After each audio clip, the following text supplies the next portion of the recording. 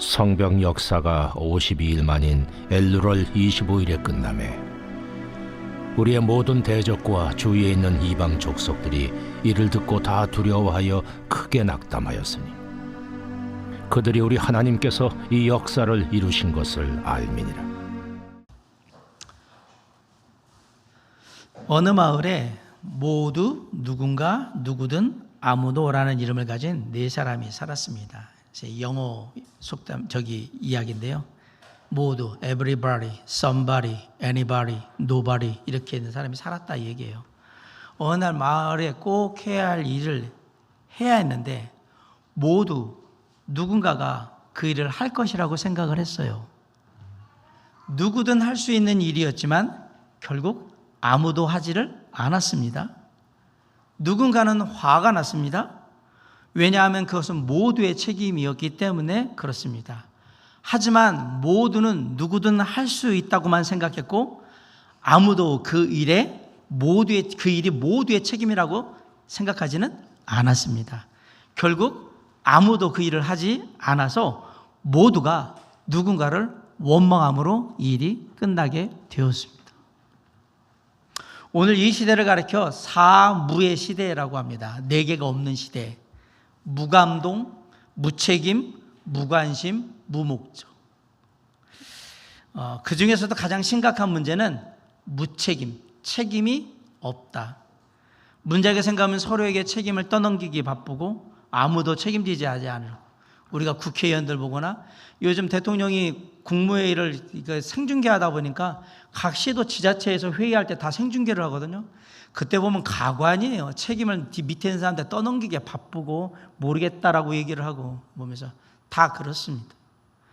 권리와 특권은 다 누리려고 하는데 그 권리와 특권이 주어지기 위해서는 반드시 먼저 따라야 되는 의무와 책임은 다 의도적으로 회피하려고 합니다. 가정에서도 직장에서도 심지어 교회 안에서도 이게 다 제 책임입니다 라고 말하면서 묵묵히 책임을 감당할 줄 아는 사람을 찾는 게 그리 쉽지가 않습니다.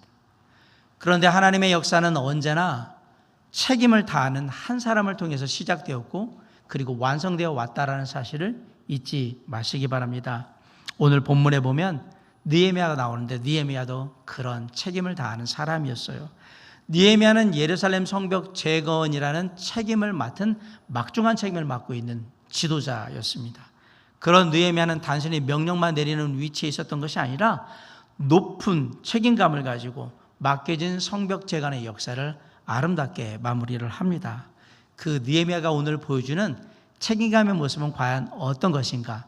세 가지 모습으로 보여주는데 첫 번째는 공동체의 무너짐을 나의 책임으로 여기는 책임감을 보여줍니다.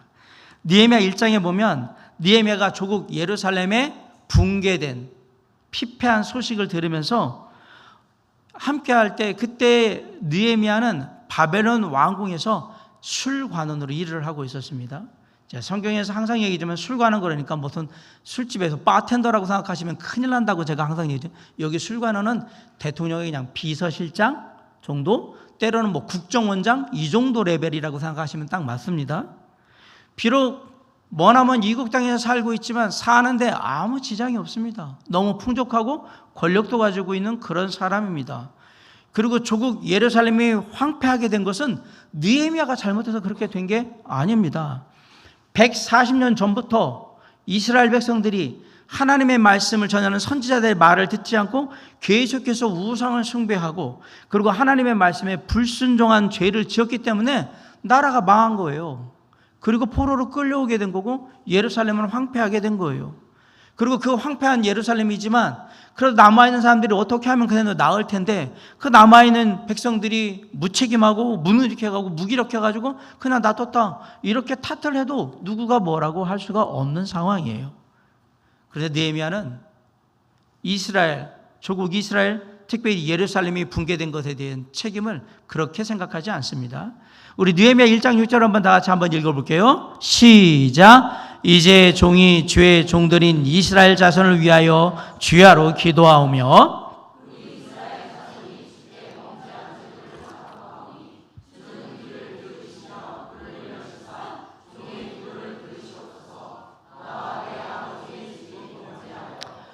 느헤미야는 뭐라고 했냐면 그들이 범죄하였습니다 라고 말하지 않고 나와 내 아버지의 집이 범죄하였습니다 라고 말을 하면서 지금 하나님 앞에 엎드리고 있는 거예요.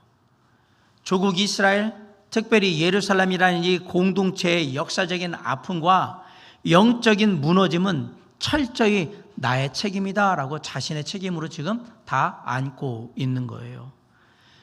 이러한 느헤미야의 책임감은 성벽을 재건하는 현장에서도 그대로 보여집니다. 느헤미야 5장에 보면 내부적으로 아주 큰 위기를 당해요.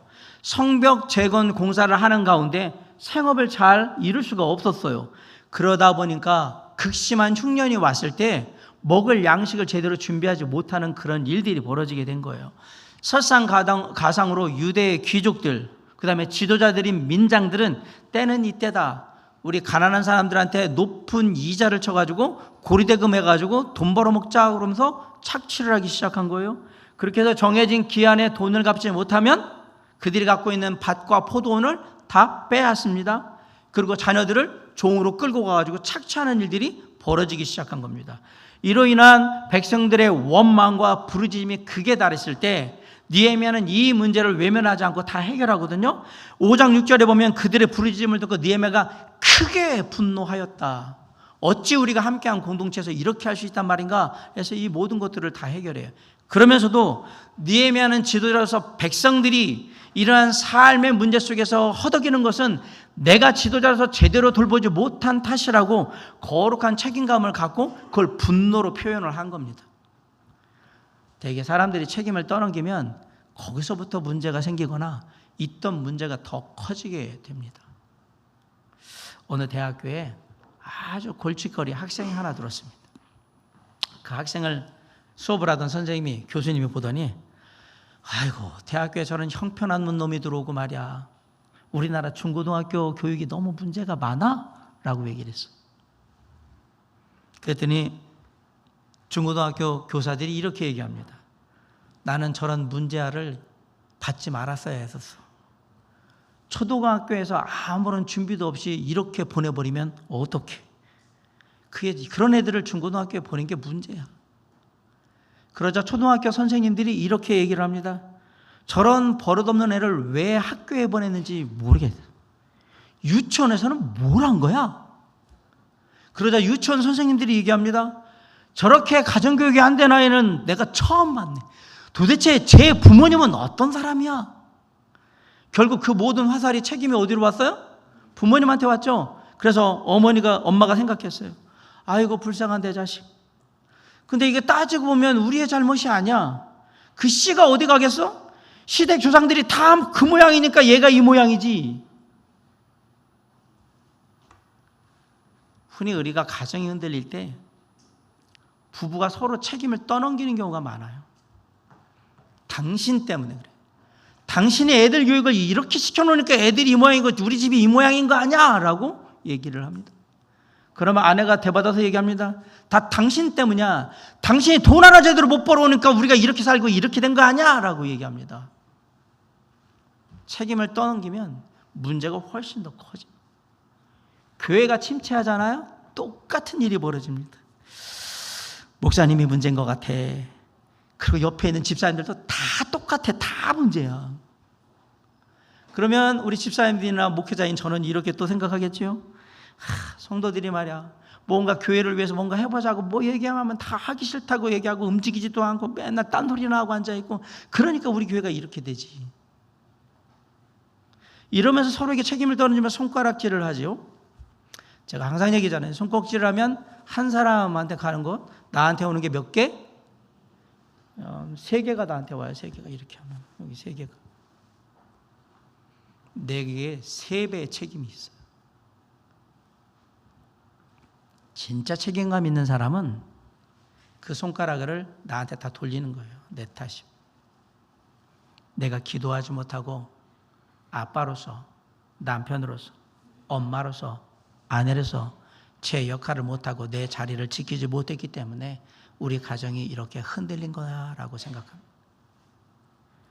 내가 사랑으로 아무개 형제, 아무개 자매 더 잘 살피고 더 기도하고 섬겼어야 되는데 그러지 못해서 우리 목장이, 우리 부서가 이렇게 된 거야 라고 얘기합니다. 책임감이 있는 사람들의 얘기입니다. 이렇게 공동체의 아픔과 영적인 어려움을 나의 책임으로 기꺼이 고백할 때 비로소 무너진 곳이 회복되고 아픈 상처가 치유되는 역사가 시작되는 겁니다. 제가 문제입니다. 제가 책임이 있습니다. 이제 가정이나 직장이나 공동체에서, 교회에서 갈등이나 문제가 생길 때 누구 때문이야? 라고 다른 사람을 비난하고 또한 그것 때문이야 라고 해서 상황을 그렇게 얘기하는 그런 안 좋은 말들은 하지 마시기 바랍니다. 대신 느헤미야처럼 나와 내 아버지 집이 범죄하였습니다. 제 책임이 큽니다. 라고 공동체의 그 어려움과 아픔을 내가 책임지고 껴안게 되면 놀랍게도 하나님의 역사가 그때부터 시작되게 될 겁니다. 사랑하는 성도 여러분, 문제가 보이면, 공동체의 아픔이 보이면 해야 될 일이 뭐냐? 먼저 골방으로 들어가세요. 그리고 나의 가정과 나의 일터와 나의 교회, 사랑하는 성도들 위해서 조용히 주님께 기도하며 주의 은혜와 힘을 구하는 기도를 하시기 바랍니다. 그럴 때에 모든 것들이 원래대로 회복이 되고 하나님 안에서 공동체가 온전해지는 놀라운 역사가 있을 줄 믿습니다. 저와 여러분의 삶이 그렇게 책임을 다하는 성숙한 성품으로 아름답게 이루어질 수 있기를 주님의 이름으로 간절히 축원합니다. 첫 번째 보였던 느헤미야의 책임감은 공동체의 아픔을 나의 책임으로 여기는 책임감이었어요. 두 번째 느헤미야가 보여준 책임감은 위기 앞에서도 자리를 이탈하지 않는 책임감입니다. 느헤미야가 한창 예루살렘 성벽 재건을 하고 있을 때에 이 일을 방해하는 대표적인 대적이 둘이 있었습니다. 호론 사람 산발랏이라는 사람과 암몬 사람 도비아라는 사람이 느헤미야 일에 사상권권 방해를 했어요. 당시에 산발랏은 사마리아의 총독이었던 사람이고요. 그 다음에 도비아는 그의 동조자이자 방해꾼이었습니다. 산발랏과 도비아 일당은 끊임없이 느헤미야에게 우리 쳐들어간다, 무력으로 침공해서 무너뜨릴 거라고 계속 위협을 가했어요. 당장이라도 근대 이끌고 와서 일 못하게 하고 사람들 다 죽이겠다고 계속 협박을 했단 말이에요. 그래서 백성들이 두려움에 떨면서 성벽 재건하는 걸 더 이상 못하겠다라고 해서 그만둬야 될 것 같다고 막 그랬어요. 우리 4장 10절 한번 읽어보겠습니다. 시작. 유다 사람들은 이르기를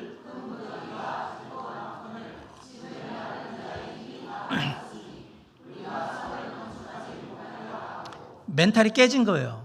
계속 이렇게 괴롭히니까. 이때 책임자였던 느헤미야가 산발랏과 도비아 일당의 그러한 행태에 두려움을 느끼고 도망을 가거나 숨어버리면 그걸로 예루살렘 성벽 재건 공사는 끝나는 겁니다. 하지만 느헤미야는 달랐습니다. 사람들에게 칼과 창과 활을 들으라고 하고 무리의 지도자들에게 이렇게 선포합니다. 4장 14절 한번 읽어볼게요. 시작. 내가 다뤄본 후에 일어나서 귀족들과 민장들과 남은 백성에게 말하기를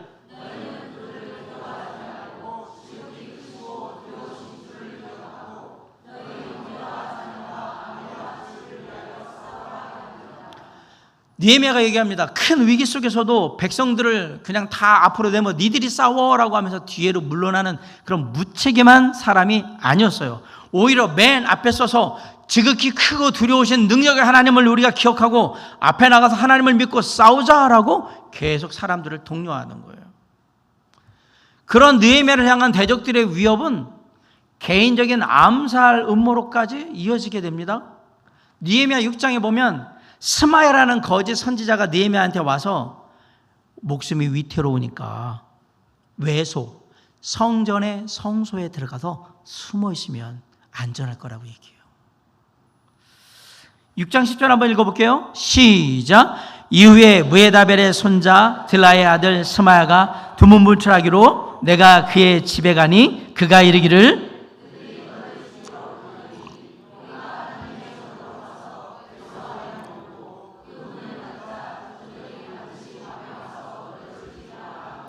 하나님의 전에 숨으라고 한 거예요. 언뜻 듣고 그렇구나. 성전에 숨으면 좀 안전하겠지라고 생각할 텐데 여기에는 아주 위험한 함정이 도사리고 있습니다. 제가 아까 외소는 성소라고 했잖아요. 성전에는 이방인의 뜰이 있고 성소가 있고 지성소가 있어요. 언약궤가 있는 곳은 지성소, 보통의 제사가 지낸 애들이 안쪽에 뭐 분향단이 있는 데는 성소, 그 다음에 바깥에 뭐 물두멍이 있고 짐승들 잡는 데는 이방인의 뜰이 있는 데가 있는 거란 말입니까? 성소는 그냥 아무나 막 들어도 되는 거죠. 우리가 저기 뭐 티켓 사가지고 이렇게 해가지고 성소 입장하고 막 그러는 거잖아요.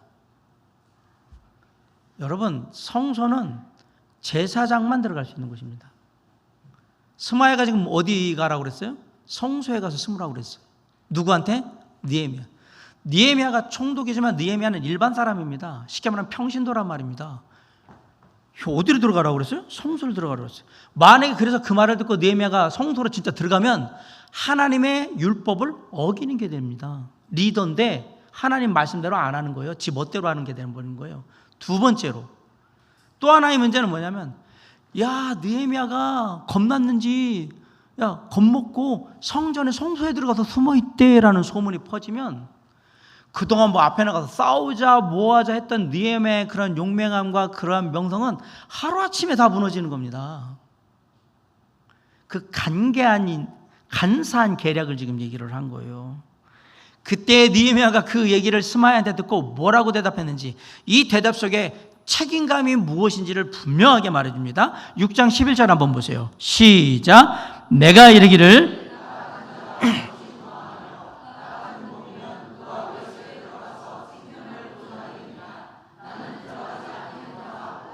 무슨 말이냐?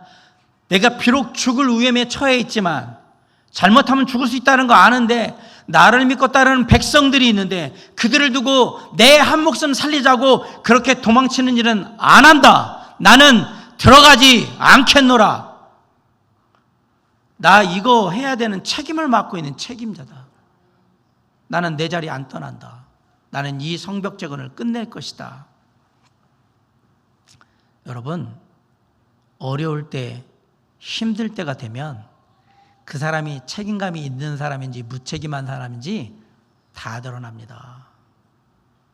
언제? 어렵고 힘들 때 되면 저 사람이 끝까지 책임지는 사람인지 아니면 나 몰라라고 자기 살겠다고 도망가는 사람인지 무책임한 사람인지 우리가 금방 알 수 있습니다. 1912년 4월 10일에 초호화 여객선인 타이타닉호가 영국의 사우스햄튼을 떠나서 미국의 뉴욕으로 항해를 하고 있었는데 빙산을 만나가지고 부딪히고 그로 말미암아 그 큰 배가 침몰을 하기 시작합니다. 배가 물에 잠기자 사람들이 소리소리 비명을 지르면서 난리예요. 구명보트 타야 되니까.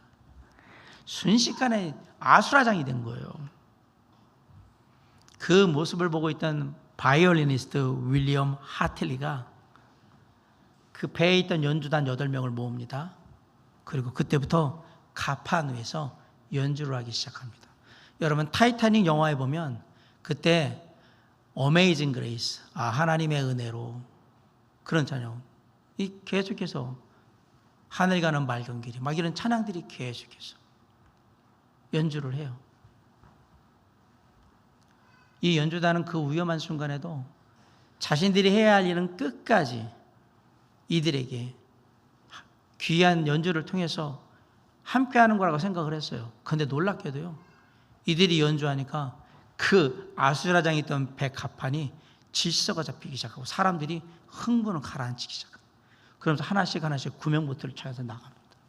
안타까운 것은 구명보트가 여기 2200명 정도 되는 사람이 승객으로 탔는데 배가 너무 튼튼하고 좋다고 보니까 그 정도 사고 안 난다고 생각해서 구명보트를, 그 사람을 태울 수 있는 보트를 준비를 못한 거예요. 그래서 나중에 700여 명이 살아남는데 그것도 이들이 끝까지 음악을 연주하면서 그 배와 함께 침몰하는 그 순간으로 이들이 책임을 다했기 때문에 살아남을 수 있었습니다. 예수님께서 요한복음 10장 12절에서 삭구는 목자가 아니요 양도 제 양이 아니라 이리가 오는 것을 보면 양을 버리고 달아난다라고 했습니다. 느헤미야는 위기의 순간에도 참된 목자의 심정으로 책임감을 가지고 자기에게 맡겨진 자리를 지키고 있는 거예요. 목숨이 위태로운데. 그런데 우리는 어떻습니까? 조금만 자존심 상하면 하던 일 다 팽개치지 않아요? 기분 나쁘다고, 나 마음 상하겠다고, 안 해. 다 팽개쳐버리죠. 책임이고 뭐 필요 없어. 기분 나빠. 다 좀. 조금만 뭐 경제적으로 어려워지거나 환경이 안 좋아지면 내가 다 하고 싶었는데요, 못할 것 같아요. 그리고 그냥 그 자리를 떠나버리지 않습니다.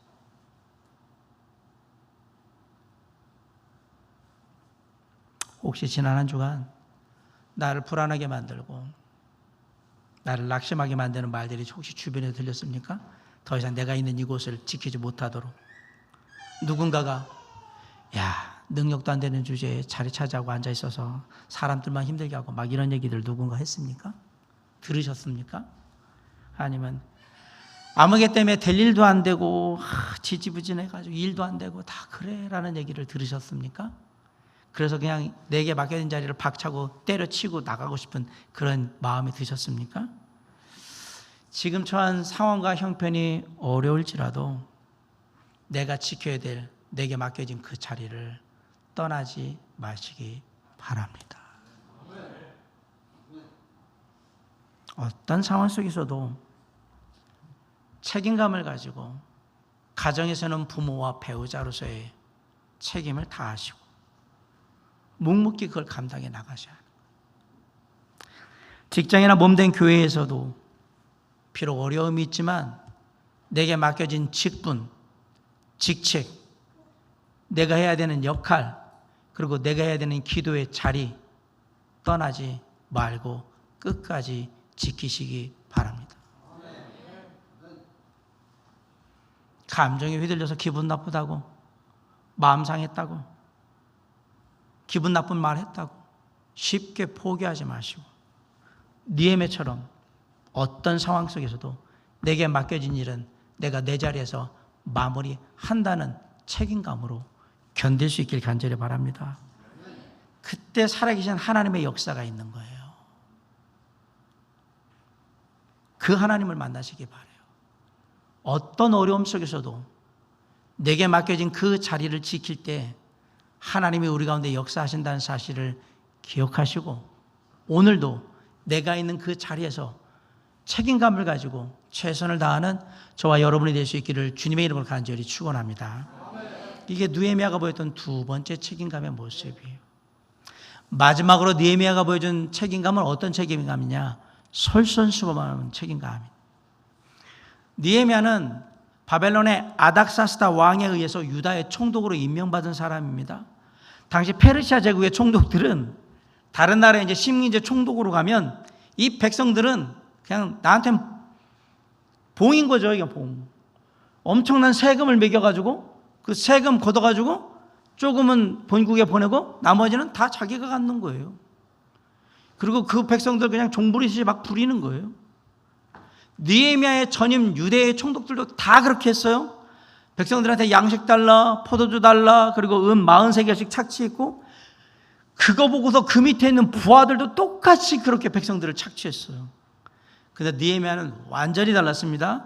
느헤미야 5장 14절 한번 다 같이 읽어볼게요. 시작. 또한 유다 땅 총독으로 세움을 받은 때에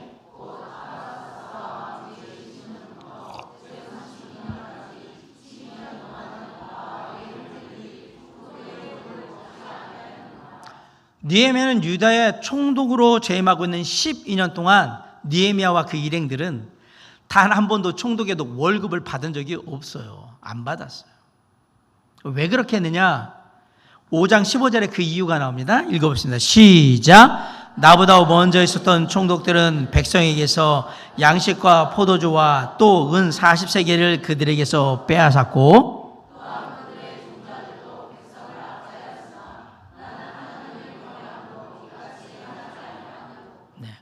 나는 하나님을 경외하는 사람이다.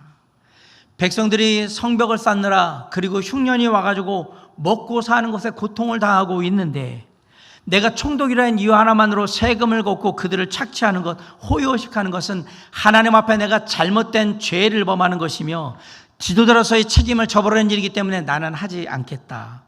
그래서 뭘 했냐? 느헤미야는 자신의 정당한 권리를 포기했을 뿐만 아니라 오히려 자신의 재산을 털어가지고 공동체를 보호하기 시작한 거예요. 매일 그가 먹는 상에 유다의 백성들과 민장들 150여 명 이상이 함께했고 이방인들도 와서 먹었어요. 그냥 한 번 밥 먹을 때마다 150명 이상이 같이 먹은 거예요. 그래가지고 막 매일 소 한 마리 잡고 살찐 양, 그다음에 닭, 포도주 이런 걸 매일 준비를 하는 거예요. 그래서 여기에 드는 비용을 느헤미야가 자기가 바벨론에서 모은 재산으로 다 충당합니다. 그리고 18절에 그렇게 한 이유를 얘기합니다. 5장 18절 한번 읽어볼게요. 시작. 매일 나를 위하여 소 한 마리와 살찐 양 6마리를 준비하며 닭도 많이 준비하고 열흘에 한 번씩은 각동 포도주를 갖추었나니.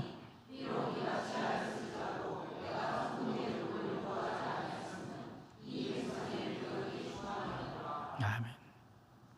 지금 우리 백성들이 성벽 재건하면서 지고 있는 짐이 너무 무겁기 때문에 성도로서 솔선수범해서 그 짐을 함께 나눠지겠다는 책임감을 보여주고 있는 거예요. 우리도 느헤미야처럼 먼저 나서서 솔선하는 책임감을 보여줄 필요가 있습니다. 영국의 웨일즈라는 시골에서 한 여인이 살고 있는데 아이가 하나 있었어요. 어느 아이가 너무너무 아파가지고 10km를 걸어가서 의사 선생님한테 가서 우리 아이가 아프니까 왕진 좀 와달라고 했습니다. 근데 의사가 딱 보니까 행색이 돈 있는 집 여인이 아니에요. 너무 허름하고 옷차림이라고 봐서는 야 이거 가는데 10km 오는데 10km 20km 왔다 갔다 하는데 돈도 제대로 못 뽑고 그럴 것 같다는 생각이 먼저 드는 거예요. 나 헛쏘고 갈 것 같은데. 근데 한쪽 마음이 어떤 마음이냐면 그래 내가 사람들 고치고 생명 살리는 의사인데 그래도 가야 되지 않나? 감사하게도 의사로서의 이 책임감, 사명이 더 강해서 그래 가야지. 그리고 아이를 돌보기 위해서 갔습니다. 그리고 아이를 보니까 되게 위험한 상태였는데 잘 치료를 해가지고 그 위험한 고비를 넘기고 생명을 구하게 됐습니다. 이렇게 이 아이는 시간이 지나서 잘 자랐어요. 그리고 마침내 영국의 총리가 됩니다. 이 아이가 세계 제1차 세계대전 때 영국의 총리를 지낸 데이비드 로이드 조지라는 사람입니다. 이 의사 선생님이 책임감을 갖지 않았다면 이 사람은 세상에 없는 거예요. 그 얘기를 나중에 한 거예요. 그렇게 해서 이 의사 선생님이 오셨다. 프랑스 격언 중에 이런 말이 있죠. 노블레스 오블리주라는 말이 있습니다. 높은 사회적 신분에는 그에 걸맞는 도덕적인 의무와 책임이 따른다 라는 얘기입니다. 근데 느헤미야는 뭘 얘기하냐면 세상에서도 노블레스 오블리주를 얘기하는데 세상의 사회적 신분보다 더 높은 우리는 하나님의 나라의 백성, 자녀이기 때문에 그에 걸맞는 품격을 보여줘야 한다라는 얘기입니다. 오늘날 많은 사람들이 대접받고 대우받는 자리를 찾습니다. 하지만 그 자리에 합당한 희생과 섬김의 책임은 지려하지 않습니다. 그리스도인들은 다른 사람들을 위해서 기꺼이 내 기득권을 먼저 포기하고 솔선수범하며 그 모든 일에 책임질 줄 아는 사람이 되어야 한다고 우리에게 얘기하고 있는 겁니다. 직장에서 혹시 부하 직원이 실수하면 내가 제대로 못 가르쳐서 그런 거니까 괜찮아, 내가 책임질게, 이렇게 부하 직원을 감싸할 수 있는 아량이 있으면 참 좋겠다라고 생각을 합니다. 가정에서는 내가 가족들을 위해서 더 많이 기도하고 배려하고 사랑으로 섬겨야 한다라는 책임감을 강하게 가질 수 있기를 간절히 바랍니다. 교회에서도 혹시 힘들어하고 어려워하는 지체들이 있거든 먼저 살피고 또 내가 가진 시간과 물질을 통해서 같이 차라도 한잔 나누며 또 때로는 식사라도 함께 하면서 위로하고 격려할 수 있는 성도로서, 형제로서, 지체로서의 책임감을 또 가질 수 있기를 간절히 바랍니다. 이렇게 먼저 솔선하여 책임을 질 줄 아는 사람들이 있는 곳은 따뜻한 사랑이 넘치게 될 것이고, 또 하나님의 은혜 가운데 힘을 얻게 될 것이고, 그들과 함께하는 것 자체가 행복한 곳이 되게 될 겁니다. 우리도 느헤미야처럼 먼저 솔선수범해서 내게 맡겨진 책임감 잘 감당하며 살아감으로 우리 주변의 사람들이 나를 통해서 삶의 짐을 조금은 좀 덜을 수 있고, 또 나를 통해서, 책임지는 나를 통해서 삶에 조금 더 평안함을 누릴 수 있는 그런 아름다운 은혜의 삶이 펼쳐질 수 있기를 주님의 이름으로 간절히 축원합니다. 말씀을 마칩니다. 하나님은 책임감 있는 성도를 사랑하십니다. 느헤미야는 예루살렘 백성들의 아픔을 내 책임이라고 안았습니다. 그리고 그 강한 책임감으로 대적들의 수많은 공격 속에서도 52일 만에 성벽의 재건을 마무리하는 놀라운 역사를 이룹니다. 또한 느헤미야는 죽음의 위협 앞에서도 맡은 책임을 다했어요. 총독으로서 예루살렘 성벽을 재건해야 된다는 그 책임을 끝까지 자리를 지키면서 다 완성해 갑니다. 아울러 백성들이 무거운 짐을 지고 있는 것을 나누기 위해서 먼저 자신의 기득권을 포기합니다. 그리고 기꺼이 솔선수범하면서 백성들을 섬기는 책임을 다했던 겁니다. 그 모든 책임을 다한 느헤미야가 마지막으로 이렇게 고백합니다. 5장 19절에 이렇게 고백해요. 다 같이 한번 읽어볼까요? 시작. 내 하나님이여, 내가 이 백성을 위하여 행한 모든 일을 기억하사 내게 은혜를 베푸시옵소서. 무엇을 베푸시옵소서? 제가 책임지고 일을 다 끝냈습니다. 은혜를 베풀어 주시옵소서. 사랑하는 성도 여러분, 맡은 바 책임을 다하시기 바랍니다. 책임을 다하는 자에게 하나님이 반드시 은혜를 베풀어 주실 것입니다. 내가 맡은 일을 끝까지 책임지고 다하겠다는 그런 마음으로 노력하고 계십니까? 어떤 일이 잘못됐을 때 남들을 탓하기보다는 내 책임으로 감당하고 해결하려고 노력해 보셨습니까? 누가 보지 않아도 책임감을 갖고 성실히 일하는 모습을 보여주셨습니까? 내가 한 말은 책임감을 갖고 반드시 지키려고 노력하셨습니까? 내게 맡겨진 일을 책임지고 제때 제 시간에 마무리하려고 최선을 다해 보셨습니까? 어떤 일상의 작은 일일지라도 항상 책임감을 가지고 감당하려고 그렇게 해 보셨습니까? 가정에서는 부모로서, 배우자로서, 자녀로서 우리의 맡겨진 역할에 맞는 책임감이 있다는 사실을 잊지 마시기 바랍니다. 직장에서는 동료로서, 그리고 일꾼으로서, 고용된 사람으로서 우리에게 맡겨진 책임이 있다는 사실도 잊으시면 안 됩니다. 교회에서도 직분자로서 또는 성도로서 우리에게 각자에게 맡겨진 책임이 있다는 사실을 잊으시면 안 됩니다. 어렵고 힘들다고 환경을 탓하고 주변 사람들을 원망하며 책임을 회피하고 도망하는 그러한 치졸한 삶은 사시면 안 됩니다. 그건 그리스도인의 태도가 아닙니다. 책임을 다하시기 바랍니다. 내게 맡겨진 영혼들과 내게 맡겨진 하나님의 일을 끝까지 내가 책임지리라는 마음으로 나아갈 때 하나님의 은혜와 하나님의 능력이 그곳에 임한다는 사실을 절대로 잊으시면 안 됩니다. 그렇게 우리가 느헤미야처럼 거룩한 책임감으로 굳건하게 다시 일어설 때에 하나님의 선하신 손길이 우리의 삶에 임하기 시작하는 겁니다. 그럴 때 우리의 삶에 무너진 영역들이 다시 느헤미야가 예루살렘 성벽을 재건하지 다시 세워지고 다시 재건돼서 온전히 역할을 할 수 있도록 그렇게 세워지게 되는 거예요. 오늘 이 위대한 책임감 있는 사람, 하나님이 축복하시는 은혜받기에 합당한 사람이 바로 저와 여러분이 되는 아침이 될 수 있길 간절히 바라고요. 어떤 곳에든지 우리에게 맡겨진 책임을 다함으로 하나님의 영광을 드러내는 저와 여러분의 삶이 될 수 있도록 주님께서 항상 도우시고 함께 하시며 능력 가운데 임하시기를 주님의 이름으로 간절히 축원합니다. 기도하시겠습니다.